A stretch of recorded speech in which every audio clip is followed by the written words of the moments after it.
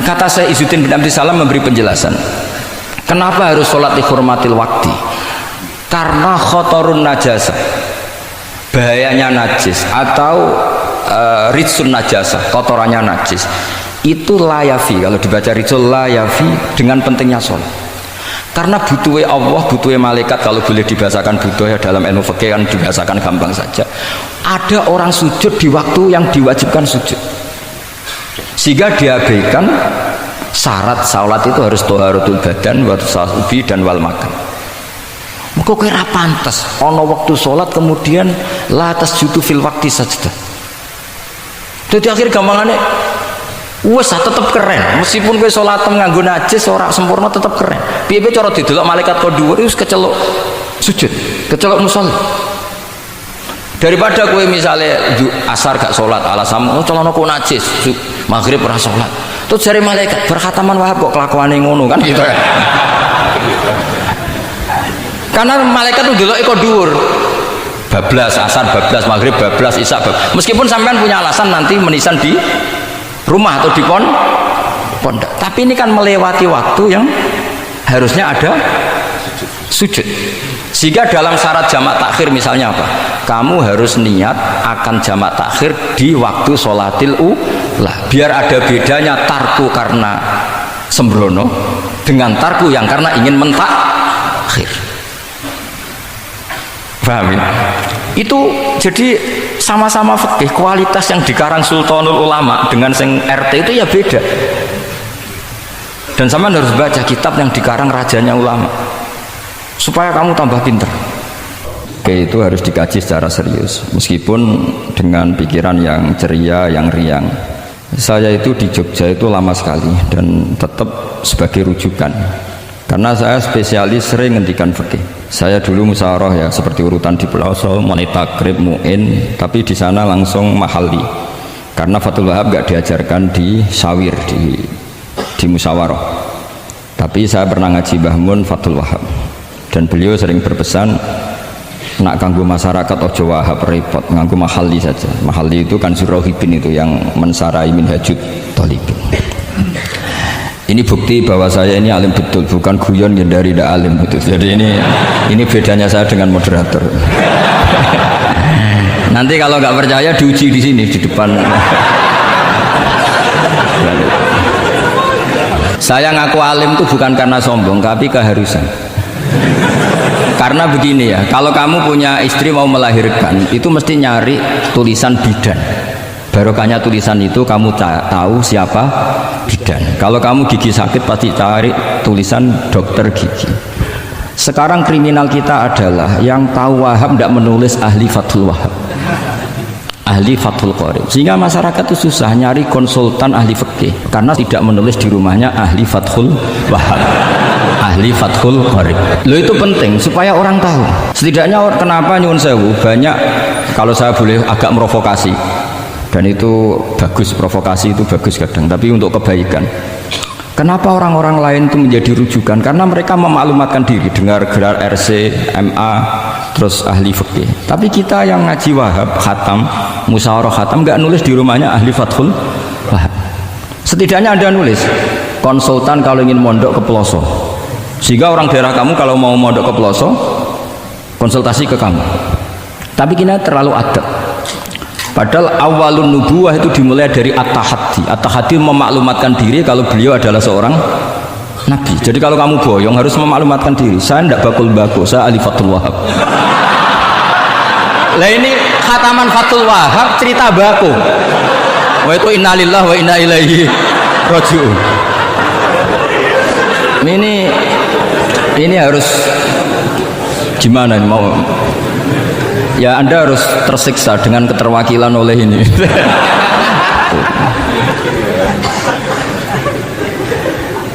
Saya ini baca kitab banyak sekali, termasuk kitab Ithaf. Ketika beliau mensarai Ihya, itu cerita kitab yang saya baca fil fikhi itu dihitung mulai mazhab Syafi'i sampai Hanafi semuanya. Saya baca kitab tasawuf ini. Jadi memaklumatkan diri. Awal dari nubuwah itu memaklumatkan diri.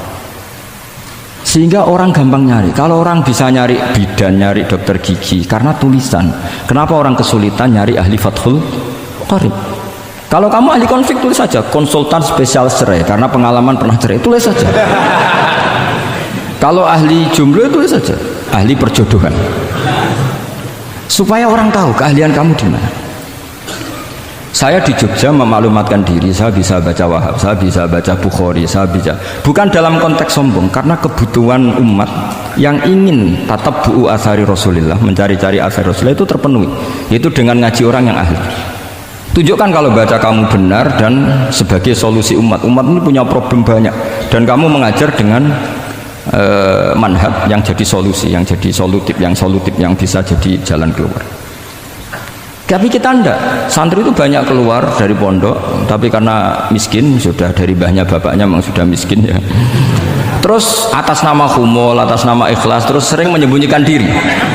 Menyembunyikan diri, pura-pura ada alim, memang sebetulnya ada alim juga kadang itu. Akhirnya terus orang sampai nggak tahu kalau itu alumni pondok. Tapi ketika ada orang konsultasi sama pihak lain, mereka tersinggung karena kok nggak ke dia, mau ke dia gimana, udah ada tulisannya, udah ada potongannya, malah tadi cerita mbako segala itu kan apa ya. Nah, saya ingin kembali lagi, saya punya teks hadis yang riwayatnya seperti ini. Hadis itu misalnya dhaif, banyak aditnya, banyak penguatnya. Idza zuharatil bid'ah wal fitan, sebagian ada tambahan wasubba ashabi fal yudhiril alim ilmahu, orang alim harus menampakkan kealimannya. Wa illa fa'alaihi la'natullahi wal malaikati wan nasi ajmain. Justru kalau tidak memperlihatkan kealimannya dia kena laknat. Artinya yang sopan-sopan tidak memperlihatkan kefatul wahabannya, maka malah melihatkan kembakuannya. Itu jatahnya fa'alaihi la'natullahi wal malaikati wan nasi ajmain. Ya setuju ya? Oke. Pasti kena laknat.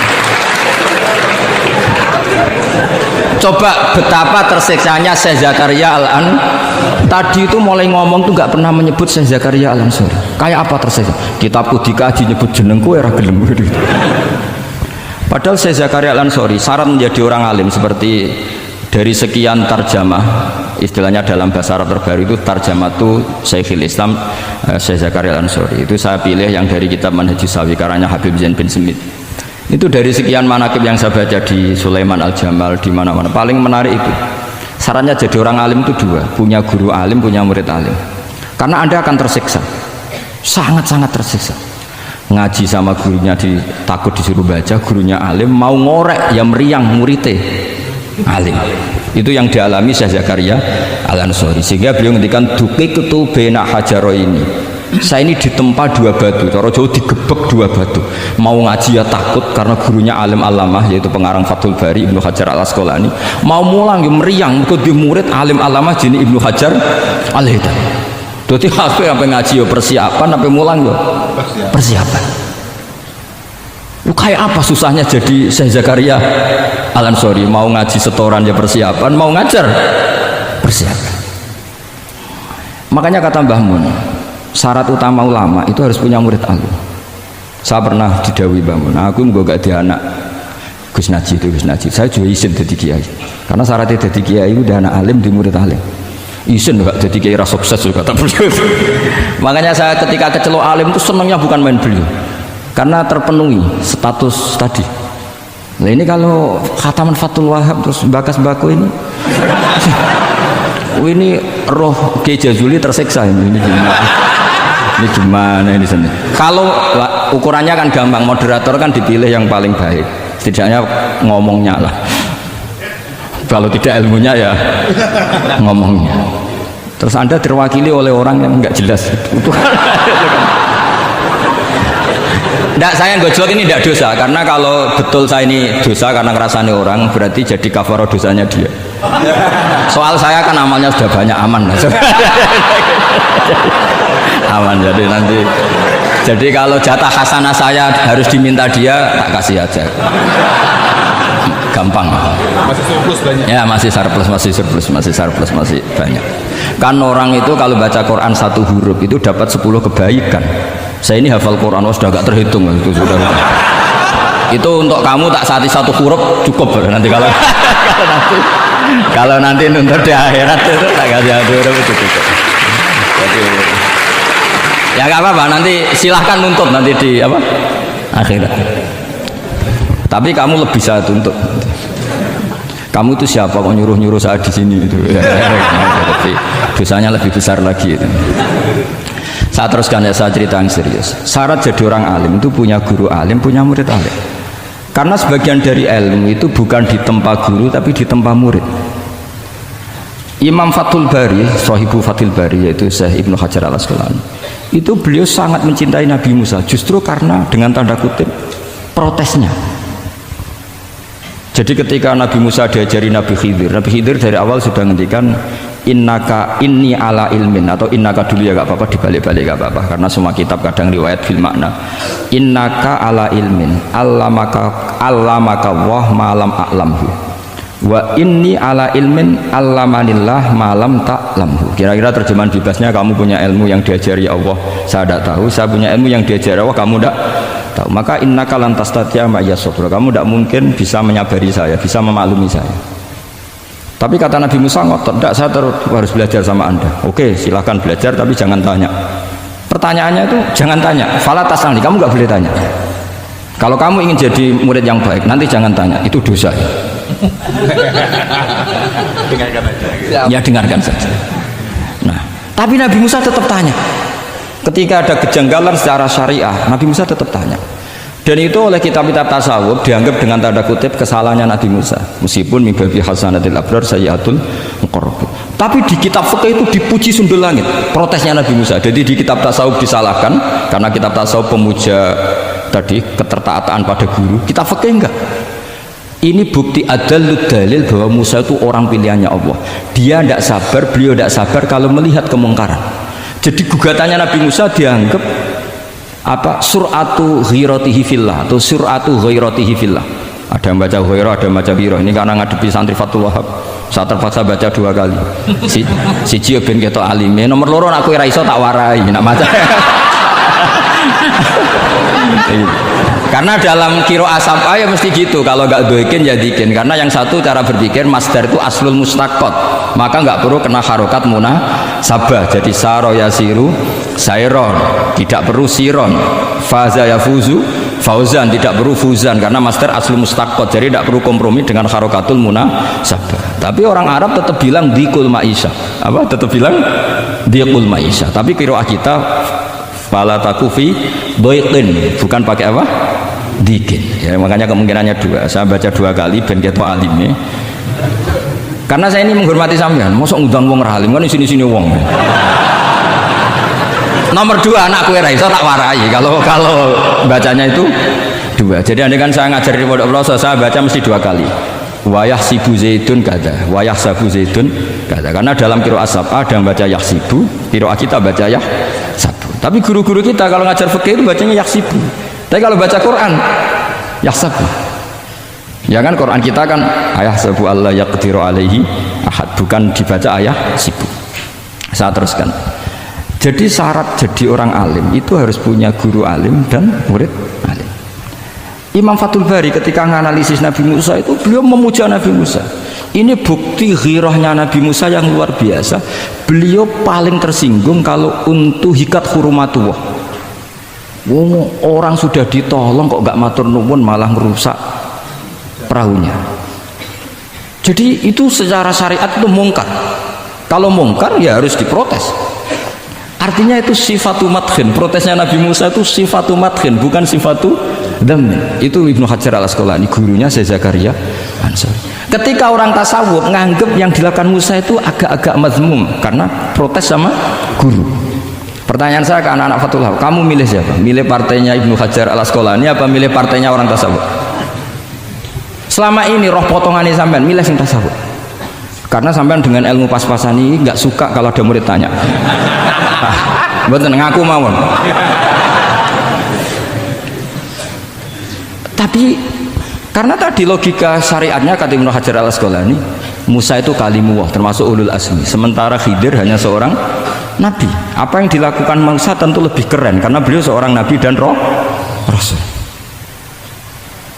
Jadi jangan kira terus di situ merupakan mangkobah, satu derajat yang luar biasa bagi Nabi Khidir ngalahkan Musa, itu enggak.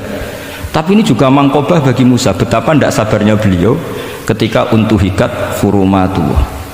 Dan itu Ibnu Hajar Al-Asqalani dalam bingkai itu. Jadi beliau itu sangat ringan sekali. Artinya gini, kita bahas Zakaria Al-Ansori nggak bisa tanpa bakas gurunya, yaitu Ibnu Hajar Al-Asqalani. Nanti sama bakas muridnya. Lah yang mulai bakas muridnya itu kamu harus siap-siap.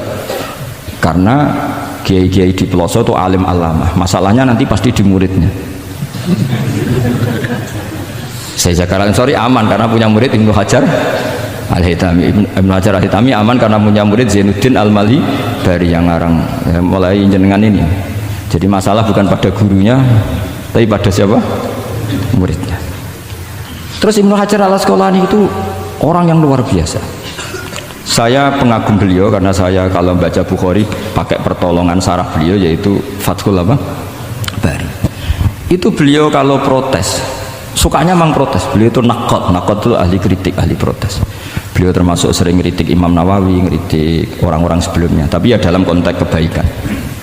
Imam Nawawi itu punya sarah namanya Syarh Muslim Lin Nawawi. Terus beliau punya kitab fikih Minhajut Thalibin yang disadur oleh Syekh Zakaria dari Manhajut Thullab. Yang satu pakai Minhajut Thalibin jamak mudzakkar salim, yang satu pakai Manhajut Thullab pakai jamak taksir. Kitab Minhajut Thalibin sendiri dari kitab Muharrar karangannya Imam Rafi'i, terpaut sekitar 3 orang sampai ke Imam Rafi'i dari Imam Nawawi. Imam Rafi'i ngarang itu dari Al-Wasit, Al-Basit dan Al-Wajiz karangan Imam Ghazali. Dan itu saya punya. Kitab indukannya Imam Ghazali Nihayatul Matlab fi Dirayatil Mazhab saya juga punya karangannya Imam siapa? Haromen. Terus sampai Mukhtasarul Muzani. Saya tadi sempat bawa kitab Mukhtasarul Muzani. Bareng ngerti ini kok jadi pengajian umum lemes ya. Waduh. Mau nyalahkan Gus Kausar Mbah nggak berani. Tapi saya tadi matur sama Gus Kevin, Gus ini kok jadi pengajian umum, nggak tahu. Sebenarnya saya ingin anak Wahab saja terus tak marahin terus pulang. Tapi ini di depan orang banyak, kalau marahin kan nggak baik, ya sudah saya tak rileks saja.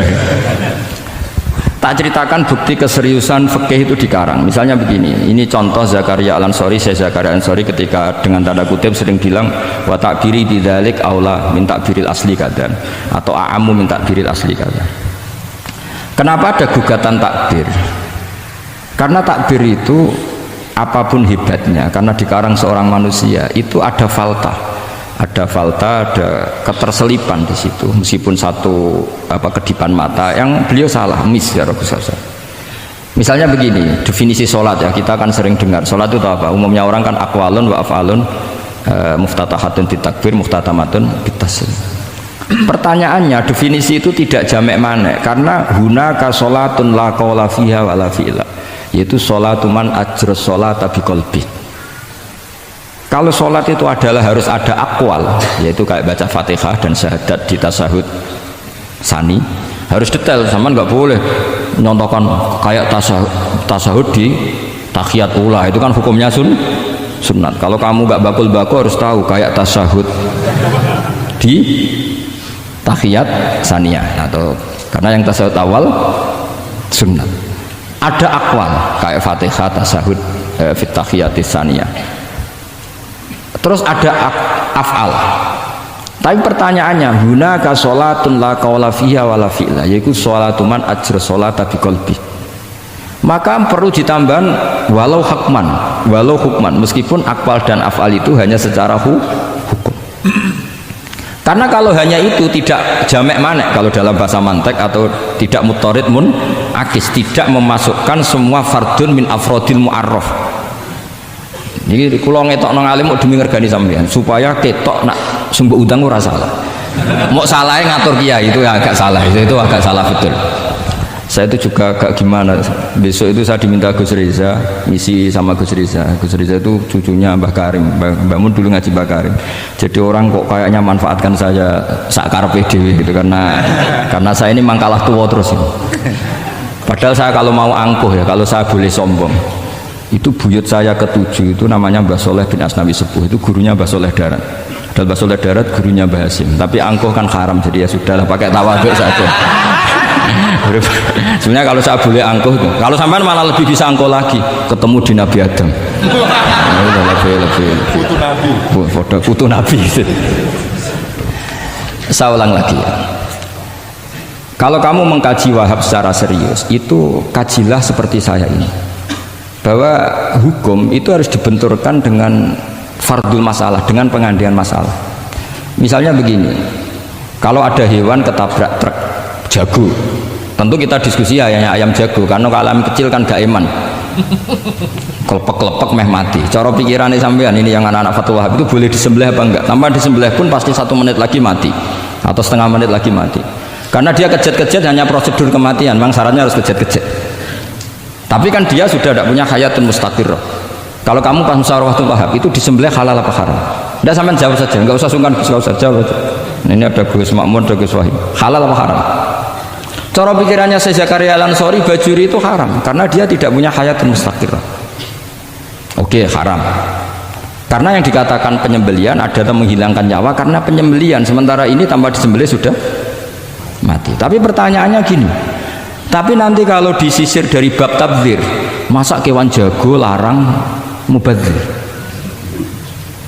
Maka menurut mazhab Imam Malik, pokoknya keceluk di nyawa, angger keceluk di nyawa disembelih ya halal, karena jenenge nyembelih hewan yang masih hidup senajan tau wis kecet. Kamu milih mazhab Maliki apa Syafi'i? Ini ayam jago loh, bukan ayam kecil. Karena kalau yang kecil kan ikhlas, itu kan seperti kepiting, banyak kiai ngaramkan kepiting, yang keberatan banyak karena kepiting besar. Tapi ketika yuyu diharamkan nggak apa-apa, kecil saja. Padahal ilatul hukmi sama, kira-kira kepiting sama yuyu, tahu sama yuyu itu kehidupannya sama nggak, gaya hidupnya sama apa enggak? Sama. Tapi ketika kepiting itu ada perdebatan, yang setuju halal banyak karena iman rasanya. Tapi ketika yuyu dikatakan haram, ada nggak yang protes? Tidak ada. Ikhlas semua kayaknya. Ini ahli fikih apa ahli nafsu gitu.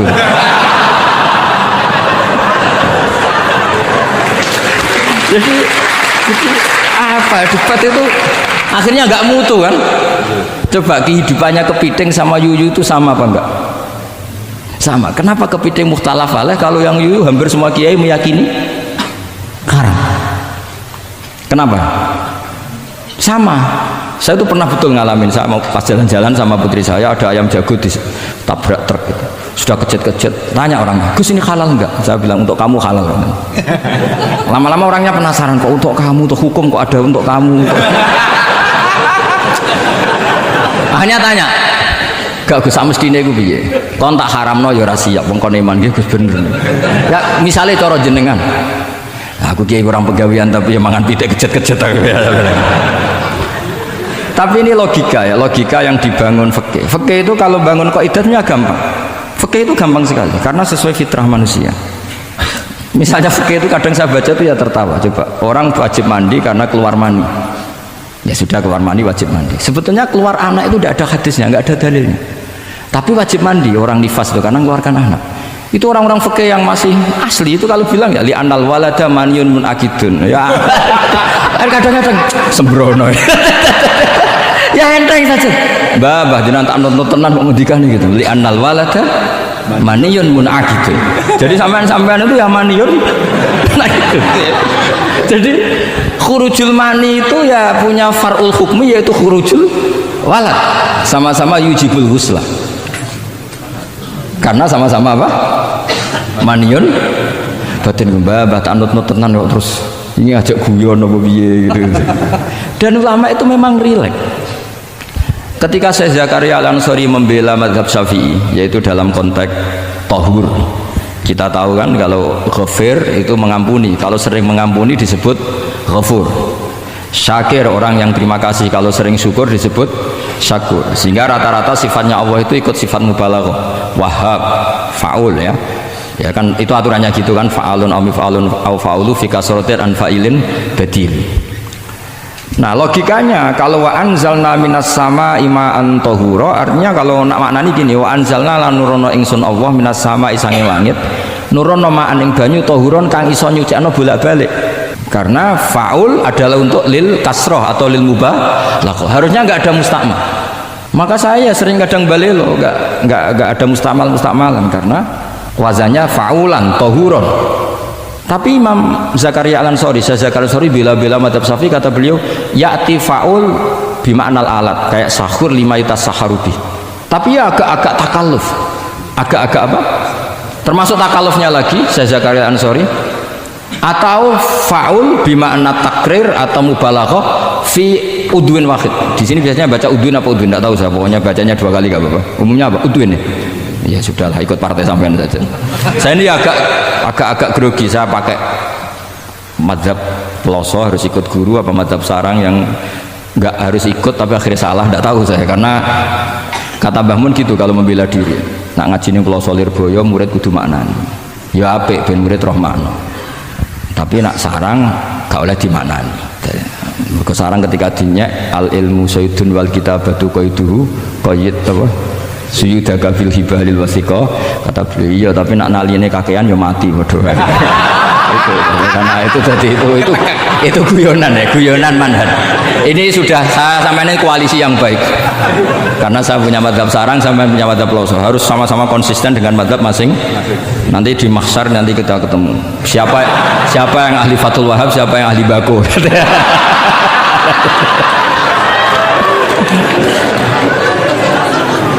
Nah, pikirannya Fathul Wahab kalau sampean khatam betul itu untuk takrir tapi fi udwin wahid, yaitu air yang sudah mensucikan ini misalnya masih bisa mensucikan ini, yang bisa mensucikan asal masih fi udwin wahid. Ya sudah, di situ saja takrirnya atau mubalaghahnya di situ, bukan ke anggota yang lain. Oke, itu meskipun agak, tapi Imam Malik dan semua ulama hampir mengatakan tohur itu ya tetap di kasrotil istimal, artinya ya sudah bisa takrirut tathir. Tapi yang bilang tathir digugat lagi, digugatnya gini, tohur itu mubalaghah dari tohir, bukan dari mutohir. Ini kalau sampean fasul masail, sampean nggak pernah tahu fasul masail sedetail ini, nanti diulang lagi khatamannya. Tohur itu bukan mubalaghah dari tohir, tapi dari mutohir. Padahal bahasan kita tentang tathir, bukan tentang tuhur. Sampean mikir apa? Mikir apa tak paham? Nggak usah dijawab apa diterangkan? Apa ngaji lagi aja, nggak usah boyong dulu.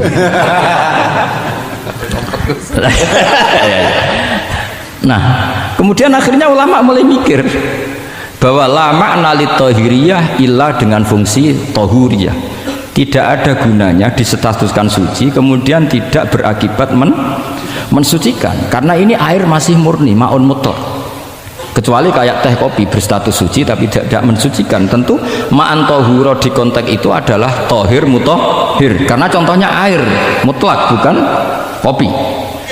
Berarti meskipun tohur itu dari mubalaghah tohir tapi maknanya mutohir, itu perdebatan. Akhirnya apa?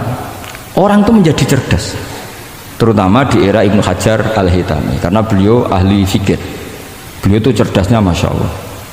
Tapi apapun itu beliau tetap manusia, kecerdasannya kadang berlebihan dalam aturan yang dipatok mazhab Syafi'i, termasuk mensyaratkan Jumatan harus orang 40. Sekarang pertanyaannya gini, sama tak beri pertanyaan, harus bisa jawab meskipun salah nggak apa-apa, saya butuh jawaban, nggak butuh benar, karena sudah tahu mesti agak salah itu, nggak apa-apa. Ketika ada satu kampung yang orangnya tidak sampai 40 dan mereka ingin Jumatan, menurut kamu itu harus Jumatan, apa boleh Jumatan, apa harus duhur?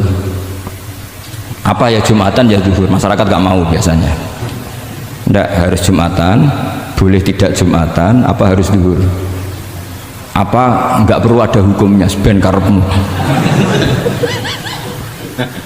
Nah, di kitab-kitab I'anatul Thalibin Sayyid Abi Bakar Sato itu beliau ngendikan kamu harus tetap Jumatan meskipun jumlahnya belum 40. Karena apa? Madharat tarkil Jum'ah itu lebih ngeri ketimbang mensyaratkan 40 yang asal usul dalilnya itu tidak jelas. Imam Ahmad bin Hanbal kalau ditanya apakah Jumatan harus 40, itu ghadiba ghadaban sadidan, marah besar. Lam yarid fil adat nasun, kata beliau. Enggak ada dalam adat Jumat dan nas. Imam Syafi'i itu hanya asumsi, biasanya wong 40 mesti ono waline. Tapi potongan-potongan gini meskipun sebanyak ini kan enggak, sampean menjamin enggak kalau ada 200 orang ada walinya ini? Dulu itu 40 orang pasti ada walinya, sekarang buat 1000 enggak ada jaminan ada wali. Dulu itu ada dua wali, yang satu rokok, dikritik sama yang nggak rokok. Mosok pangeran dikebuli katanya karena. Tapi wali rokok ini ahli tauhid. Allah laisa bimakanin katanya. Saya tidak tahu ini. Ini tadi ya kacau. Wali itu kalau sudah debat itu bener mana? Yang satu goslo, wali kok rokokan, pangeran kok dikebuli. Yang satu bilang apa? Allah laisa bimakanin. Saya teruskan.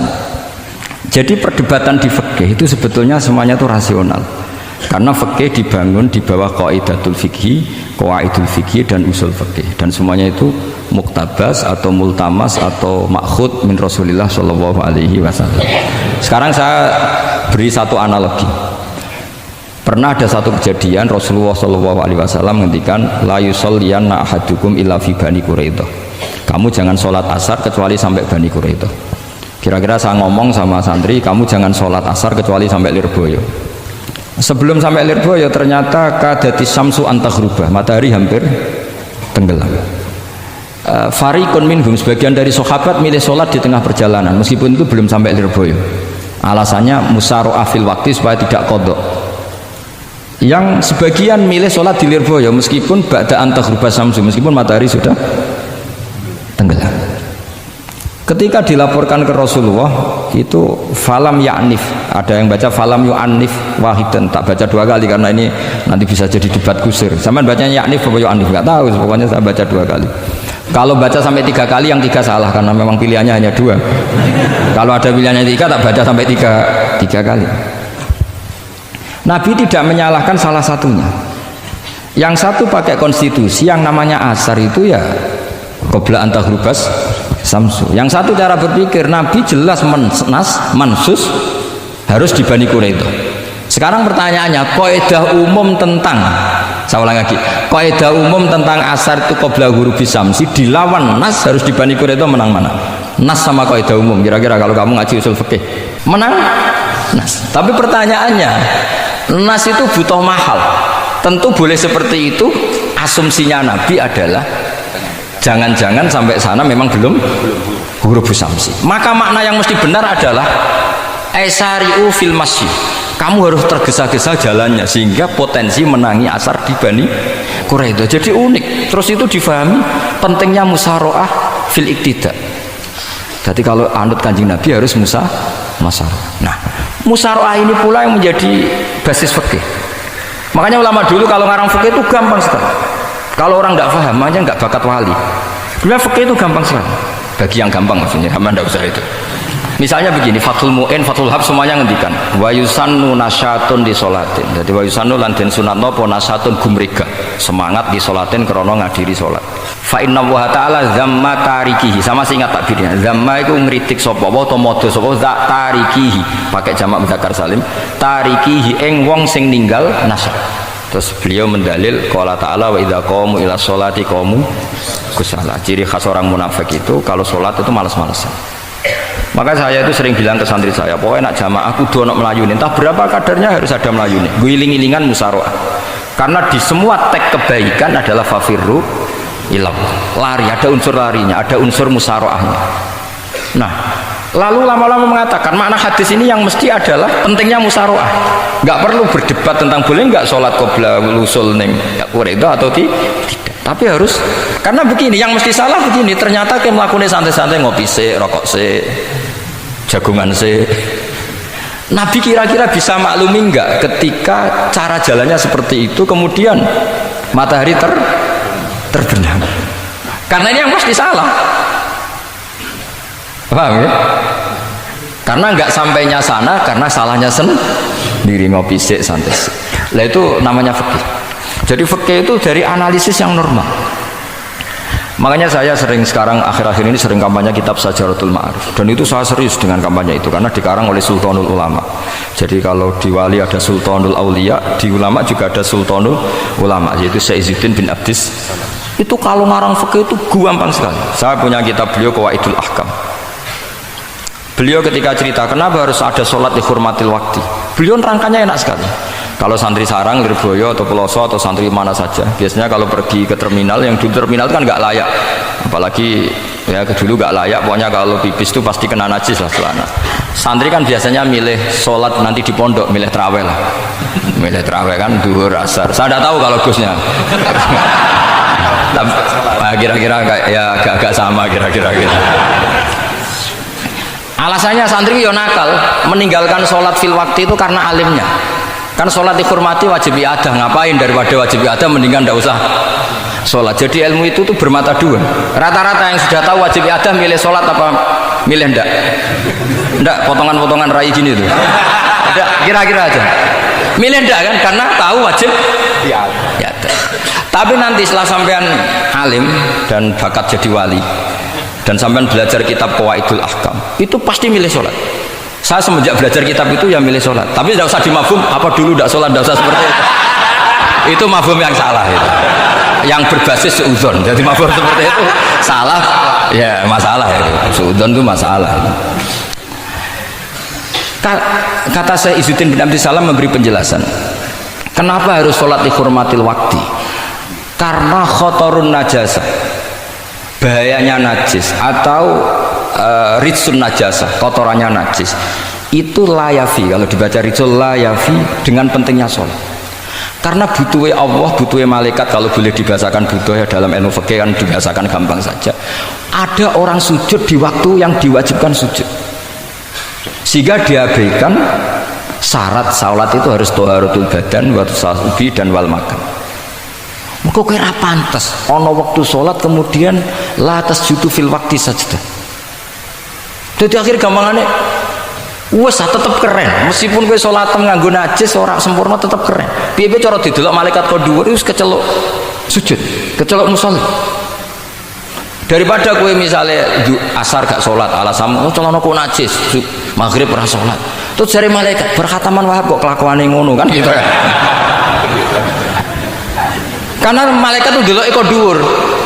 Bablas asar, bablas maghrib, bablas isya, meskipun sampean punya alasan nanti menisan di rumah atau di pondok, tapi ini kan melewati waktu yang harusnya ada sujud.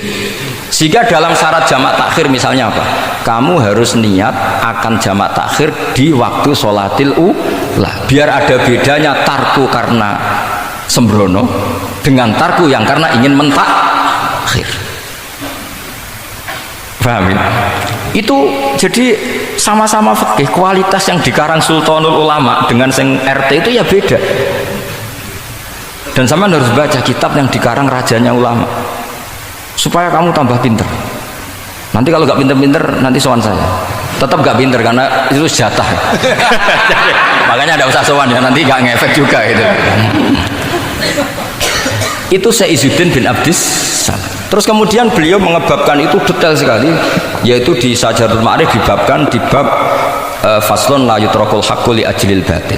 Itu beliau bikin satu strategi fikih itu yang luar biasa. Misalnya begini, jihad atau perjuangan membela Islam itu harus kamu menyertakan orang-orang fajir, orang-orang fasik. Kenapa? Likuwatil Islam. Karena kesalahan orang fajir itu tidak seimbang dengan pentingnya syaukatul Islam atau syaukatul muslim.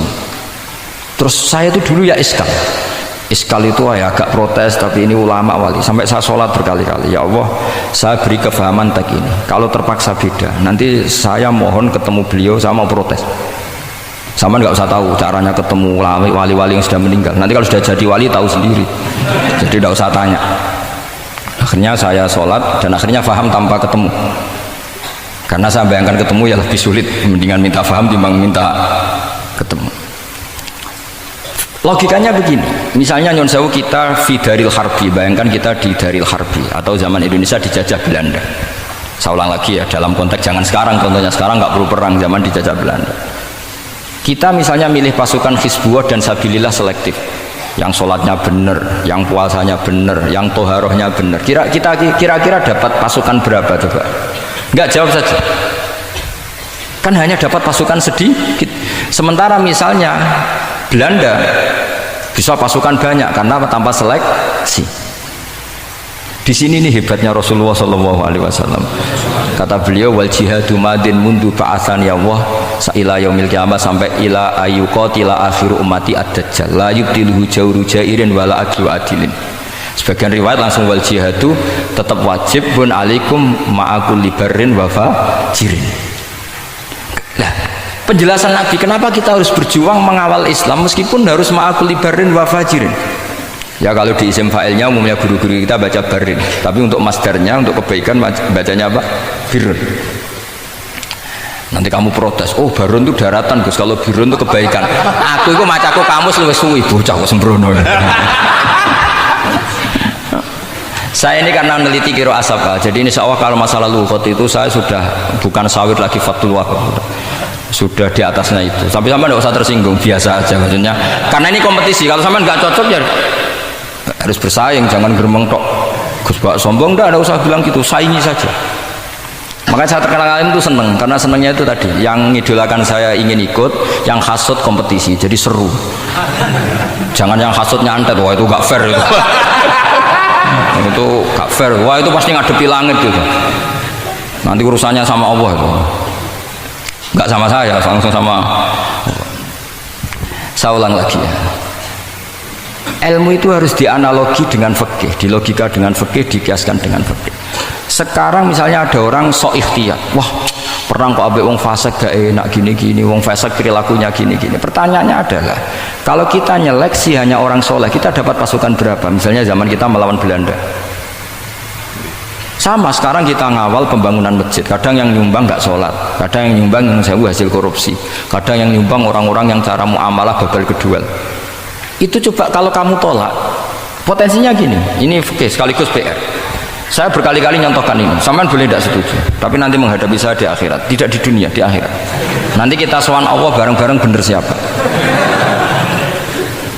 Loh tidak, saya tidak main-main, karena ulama dulu sampean lihat di Mu'in di Fathul Wahab, kalau sudah ngendikan ulama wahada madhabun al-qawahabi, ini madhab yang saya siap ketemu Allah. Jadi ukuran madhab benar itu bukan diputuskan di sawit Fathul Wahab, tapi madhabun sing al-qawahabi, madhab yang saya ketemu Allah dengan madhab itu. Misalnya gini, ada orang fasik lewat di depan saya, punya uang 1 juta. Delalah pas itu qadhafa fi qalbihi hubbal ulama, misalnya. Pas itu delalah beliau sang ulama terus bilang gini, Gus Bak, uang ini tak kasihkan kamu 1 juta. Dia fasik, misalnya terkenal syaribul khomri. Saya ini menurut pertanyaan saya, ini jawab saja. Kamu salah nggak apa-apa. Wajib menerima apa haram menerima apa bebas mubah? Ayo milih di polling, nggak usah sungkan Gus Kausar, ini beliau-beliau posisi senior, milih nerima apa nolak, wajib apa sunat, sunat apa wajib. Nah logika harus terbangun begini, kalau kamu terima maka akan dicibir. Malam di Fathul Wahab dikei duit saya kok gelem, bolak-balik nak duit gelem aja. Itu juga masalah kan, kiai latihan jatuh kan. Hanya posisinya tidak mantep-mantep amat. Kecuali kadung keramat. Udah kadung keramat itu. Sampean jangan niru saya, aman udah itu. Bayangkan sampean yang latihan nyai itu. Tapi pertanyaannya kalau sampean tolak, terus ista'ana bihadhihi darahim lil maksiyah. Tak kena kiai ra gelem, tak kena demenanku. Dan hari itu andaikan dia tidak punya uang 1 juta, dia tidak bisa kedemenannya. Gara-gara sampean tolak, dia punya alat untuk maksiat lagi. Kalau seperti ini jadi haram apa wajib? Loh, berarti sampean harus gak jawab anut aku. Artinya sampean jawab kan terprovokasi saya kan?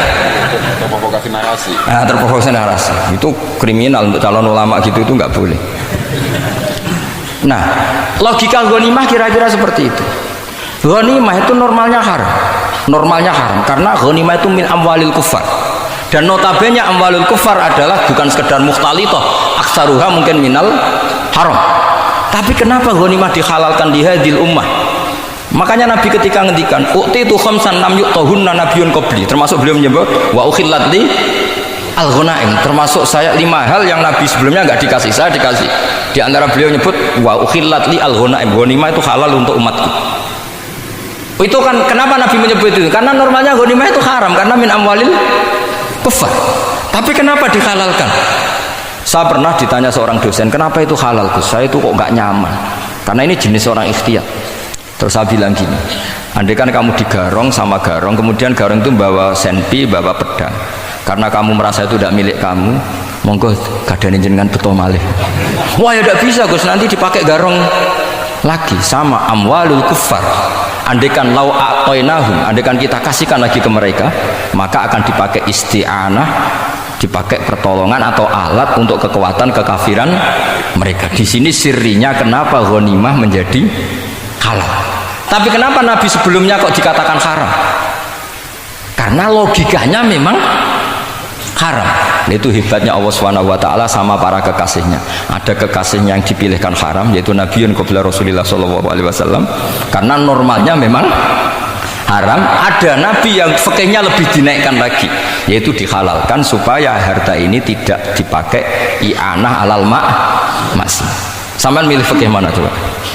Nah, saya berharap pintere Khatam Fathul Wahab itu paling enggak sampai seperti ini. Barimu nantang saya enggak apa-apa, tapi nanti ketemu di akhirat. Nah itu fikih.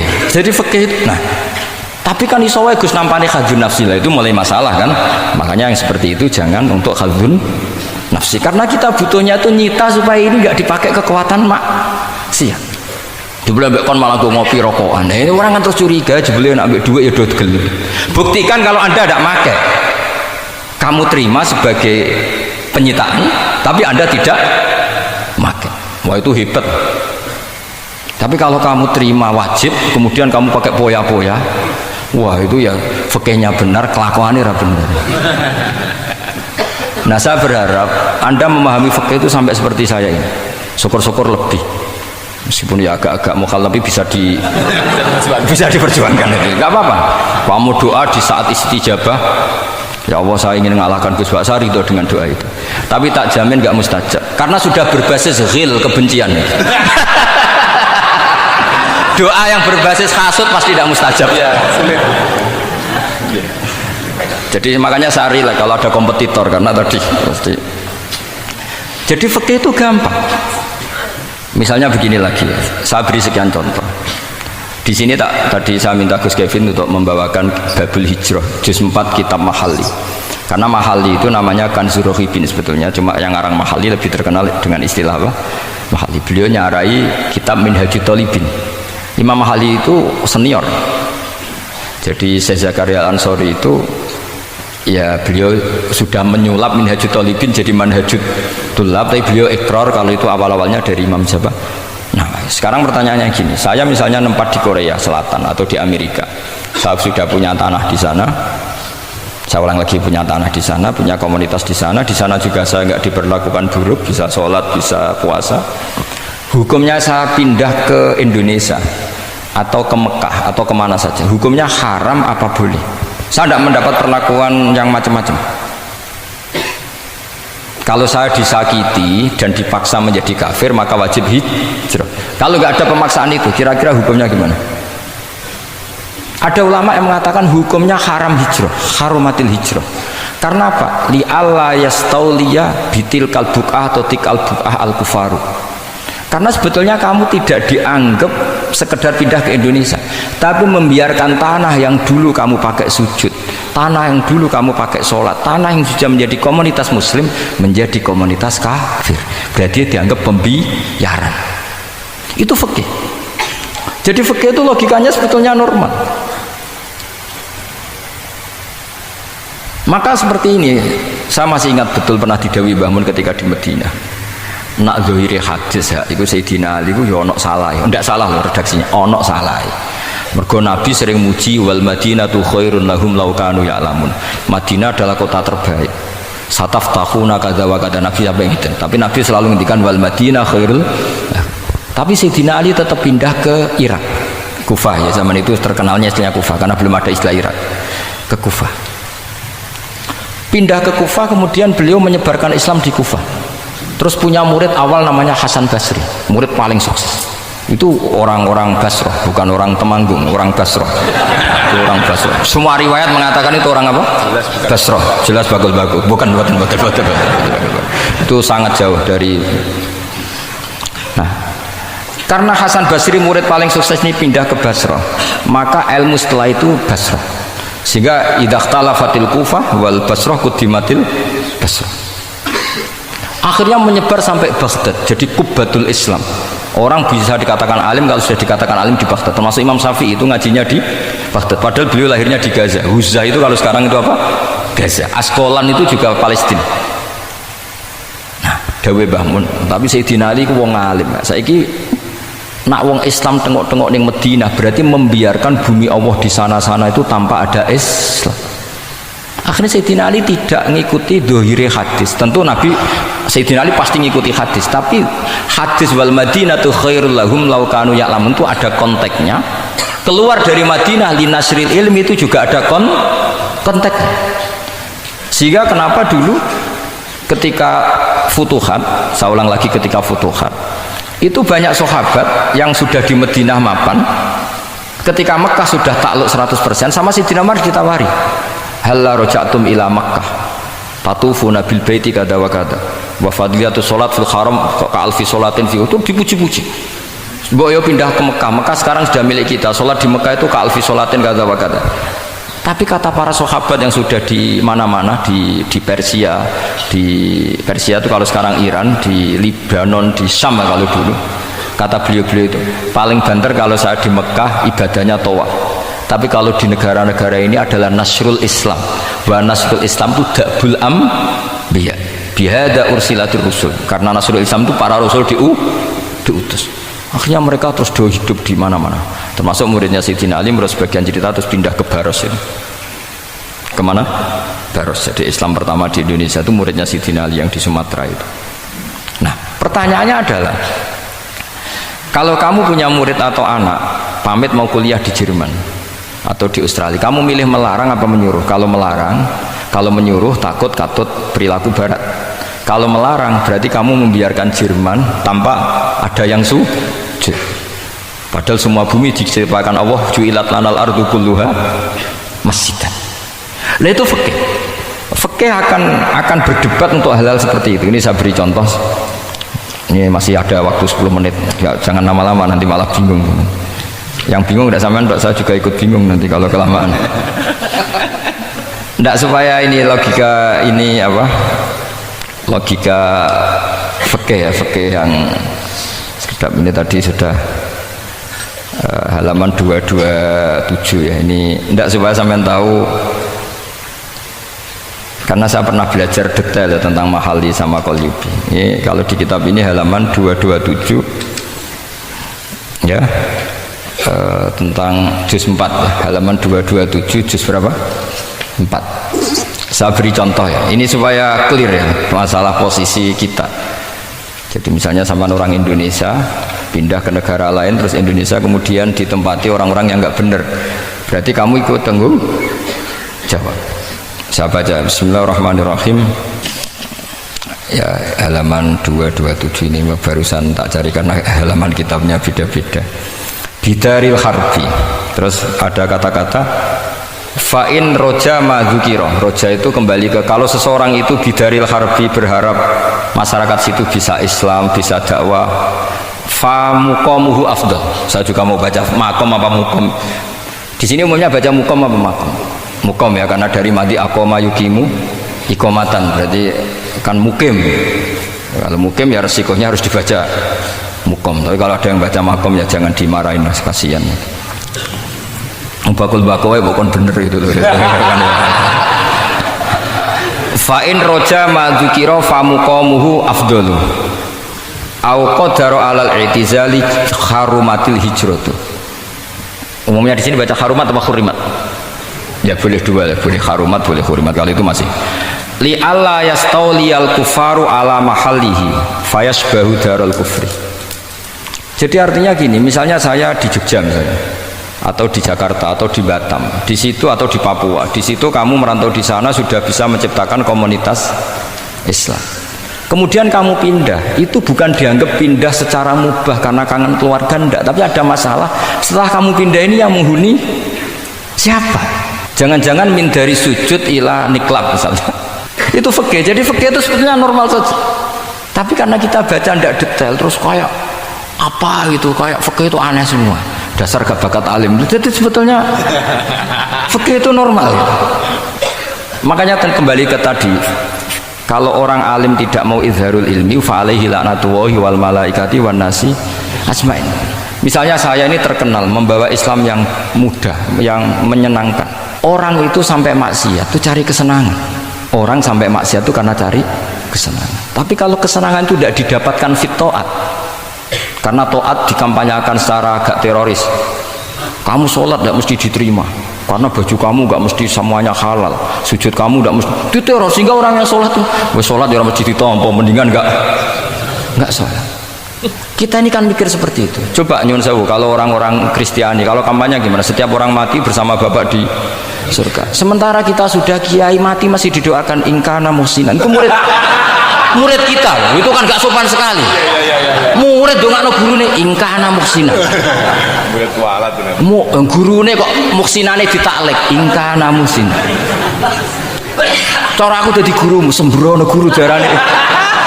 Susah ya apa sih muni kana muhsinan ije dikein.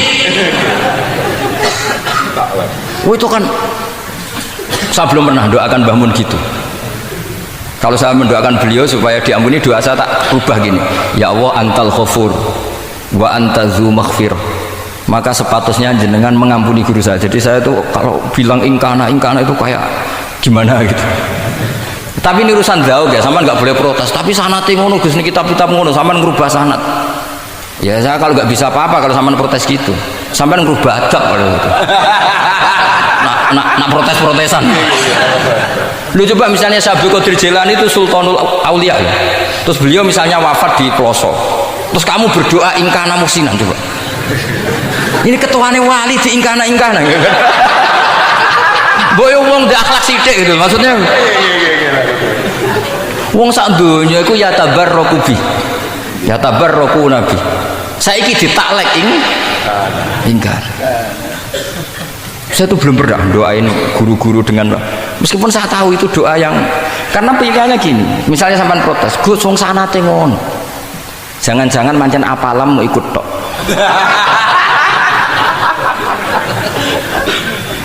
Lo Imam Syafi'i itu kalau doain mayit, ini sekaligus ijazah tapi haram ditiru. Ya tapi ijazah tapi haram ditiru. Imam Syafi'i itu pernah ngecewakan seseorang karena beliau itu idola, ada orang meninggal beliau diminta rawuh. Doanya hanya gini tok, ya Allah, Engkau itu tetap menjadi Tuhan meskipun tidak menyiksa orang ini. Jadi menyiksa orang ini tidak kebutuhan Engkau. Kalau tidak jadi kebutuhan Engkau ya tidak usah dilakukan, Gus. Itu terus pulang keluarganya gremeng, piye do ngono tok. Tapi satu keluarga itu diimpeni mayit itu diampuni gara-gara doanya Imam Syafi'i. Ya Allah, anta ghaniyun, anta itu ghaniyun an azabi. Engkau tidak perlu menyiksa orang ini. Engkau tetap Tuhan, tanpa menyiksa orang ini tetap Tuhan. Jika itu tidak kebutuhan engkau, ya sudah, tidak usah dilakukan. Terus iya.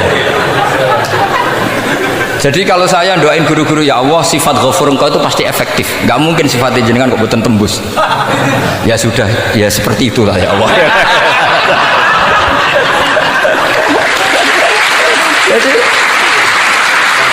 Jadi itu urusan jauh, sama nggak boleh protes. Gus kok ngawur istiadat, itu bukan ngawur, saya ini orang waras, punya rasa takdim sama guru sama para wali. Sementara kamu yang berdasar sanad tadi, jangan-jangan menghafalan kamu hanya itu. Ayo milih mana? Saya bukan bikin ajaran baru, ndak, ini cerita rasa. Cerita apa? Rasa. Dan itu di hadis-hadis gitu, Nabi itu kalau manja sama Allah gitu, kalau ada orang salah terus kemudian diazab, kata Nabi, anta akram min ayu adzibahu marrotain. Ini di dunia sudah pernah engkau beri sanksi ya Allah, anta akram min ayu adzibahu marrotain. Tapi kalau belum disiksa kemudian dia aman-aman saja di dunia, engkau itu akram, engkau sudah mulia, gak pantas sudah menyelamatkan di dunia, kemudian jenengan dendam di akhirat masih. Jadi masih nyiksa lagi. Nabi itu kalau sedang manja dengan Allah itu akhirnya ya baik semua gitu. Lah saya jenis ulama yang partai itu. Partai itu lah kira-kira seperti itu. Jadi ya, jadi ini relax saja, ini monggo nih tadi sesuai janji saya hanya 10 menit dari sekarang. Saya juga mungkin saya nanti tetap pulang karena saya besok ngajar di setainya Gus Gofur. Mungkin saya itu sudah janji sama istri saya, setelah Yai wafat paling saya ini dibully pernah sepuh itu 2 tahun. Semoga setelah 2 tahun saya naik lebih sepuh, pakai dalil-dalil yang agak-agak angkuh tadi karena terpaksa. Jadi sekarang ngalah 2 tahun, setelah itu saya pakai sanad yang saya sepuh gitu. Supaya nggak digawe kongkonan terus gitu. Tapi saya tidak tahu tingkat adab saya sampai berapa tahun, saya tidak tahu gitu. Tapi saya mohon sama yang Musairin Fathul Wahab, ilmu itu dianalisis secara cerdas, ceria dan mudah. Saya dulu itu ya iskal sama hadisnya Nabi, kullu ummati mu'afan illal mujahirin. Semua umatku dimaafkan asal ketika dosa itu gak cerita kalau dosa. Saya dulu jenggat, orang dosa cerita dosa itu kan kesannya jujur baik gitu. Tapi setelah saya pikir-pikir itu bener Kanjeng Nabi. Misalnya sampean cerita dengan anakmu, lihat zaman mondok sering nak marung utang gak bayar ya biasa. Ya biasa, sekolah gak munggah. Itu jujur apa mengajarkan? Mengajarkan. Suatu saat anak sampean goblok, persis bapak. Maka penting, tidak jaru itu penting. Makanya kata Nabi, semua umatku diampuni kecuali yang cerita-cerita dosanya. Karena dengan cerita itu artinya apa? Misalnya sampean zaman puber pacaran, terus kamu cerita, lihat dhisik untuk ibumu ya pacaran, oh tak goncengno ngalor ngidul. Itu jujur, tapi soal-soal anak kamu pacaran kan alasannya apa? Niru bapak. Tapi nak kamu sok suci, pacaran haram. Pak, lah kowe kontok ibu. Wah, itu pangeran peparinge. Lo kan nyerah bodoh nih, wah itu peparingnya pangeran. Gak pacaran Pak, oh pacaran haram tuh. Kena muni orang kan bodoh nih. Pacaran haram tuh. Aku untuk bojo peparingnya Allah. Wah itu dimaafkan malah itu. Lo coba nyuwun sewu, ini analogi ya nyuwun sewu. Kalau andekan semua yang pernah zina itu ngaku zina, kalau itu jumlahnya 1000 saja, 1000 itu punya keluarga. Satu orang minimal punya keluarga 10, akan dipakai justifikasi kalau suatu saat zina berdasar pernah Pak D-nya atau Pak L-nya, iya enggak? Tapi kalau semuanya enggak ngaku dan semuanya nyuwun sewu sok suci, wanteng ning masjid, sak wiridan nangis, wah anak putune kan, wah mbahku khusuk kuat. Padahal nangisnya perkara nyesal tahu mau. Tapi artinya apa? Konsep yang dikatakan Rasulullah SAW itu kan luar biasa. Kullu ummati mu'afan illal mujahirin. Karena dengan jihar, memang di situ masdarnya kok jadi jihar. Jadi bukan ijhar tapi jihar. Jadi memang bahasa Arab itu agak unik. Misalnya di nahwu itu masdar itu kalam. Kalam berarti sulasi mujarrad. Tapi fiilnya enggak kelaku. Kalimah yaklimu kalaman itu enggak melaku. Sing melaku lam yatakallam. Tapi padahal masternya kalam. Jadi suara sama raya kok pengalaman, masalah lughat itu pengalaman sekali. Jadi memang bahasa Arab itu lucu. Apalagi lafadz bagho malah paling kasus dalam bab yungqolu. Bagho maknane lacut. Bareng melok wazan imbagho. Yang bagi sayukjo. Iku piye? Biasanya makna sulasi mujarrad sama mazid kan enggak beda-beda jauh. Bareng kena bagho tuntas. Bagoh jadi yang bagi. Nanti kita kok yang bagi sulasi mujarrad apa? Bagoh Pak. Bagoh maknanya apa? Jadi tiang-tiang lacut Pak. Mereka terus bingung gurunya benerang loh bingung. Daripada bingung jadi tiang-tiang maknanya lacut. Laisa ku fil mandi mudhari endi? Ora ono mudhari. Mandi kok ora ono mudhari? Ya mandi wae ora usah mudhari. Terus repot bahasa Arab wis repot. Kene ra melok dibahas mau apa coba? Ya sudah takdir ngono ya sudah. Jadi apa yang dikonsepkan Rasulullah SAW itu pasti yang terbaik. Bahkan Imam Ghazali ikut berkampanye wa inna ya, termasuk pemberian Allah terbaik adalah sitro. As-sitro itu atau tutup. Jadi hifdzul qaba'ih, menjaga supaya keburukan kita tidak kelihatan, itu termasuk kebaikan. Bukan dianggap tidak jujur, karena tadi kalau semua keburukan kita tampakkan maka akan menjadi masif. Misalnya kamu cerita, misalnya insya Allah lah kita yakin semuanya kita insya Allah diselamatkan dari zina. Misalnya cerita dosa yang kecil-kecil saja, misalnya ini pondok utang rambayar atau rokokan gak jamaah, terus kamu ceritakan anak kamu, itu bukan jujur, mesti sebagai alat. Jadi cara anak kamu, wah disanggup, cocok. Suatu saat aku goblok kayak bapak. Aku di sekolah cung sering ramunggah. Wah namu mondok tenang santai. Nak ramunggah dalile. Tapi nak kue cerita, mondok ini di pelosok. Pirang tahun Pak? 10 tahun.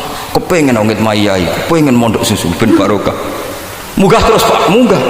Maksudnya orang munggah kelas, munggah apa wae pokoknya. Terus tenang. Karena itu bahaya, makanya kullu ummati mu'afan Ma'is ketika ngaku zina itu Nabi itu enggak menolak sampai 4 kali. Ma'is yang memaksa Nabi supaya beliau melakukan raja, eksekusi. Semua ketika meminta saran sama sahabat, halla satarta bidzalik, kamu tidak usah cerita. Karena tadi logikanya kalau ada Ma'is ya, jangan-jangan yang lain juga ya, itu kan menimbulkan macam-macam. Itu hebatnya Islam, malah kita diajarkan awamastur aurati wa amin rawati. Kayak apa baiknya Islam? Tapi kita sekarang karena tidak baca hadis, lalu ada gerakan jujur. Mari semua meresapi dosa masing-masing. Kamu pernah ini istighfar terus nangis. Jebule gerakan ngono iku ya nyun sewu ya ono duwike kan ya repot. Tidak usah seperti itu. Ikuti hadis Rasulullah Shallallahu Alaihi Wasallam bahwa termasuk nikmatnya Allah Taala itu adalah tertutupi semua kesalahan-kesalahan kita. Dan itu barokah bagi hadaddin karena kesalahan tidak muncul. Nah, itu sudah untung, agama sudah untung. Ketika kesalahan tidak munculnya, agama sudah ikut diuntungkan. Coba kalau semua yang maksiat itu kelihatan, kan seakan-akan hadil ardu mamlu'ah bil ma'asi. Tapi ketika maksiat itu sembunyi-sembunyi, kemudian sing syiar itu azan, pengajian, kan bagus. Sama nggak boleh protes, tapi itu kan tidak jujur. Ya bukan masalah jujur dan tidak, ini satrul qabaih. Nah, ini namanya siasa. Namanya apa?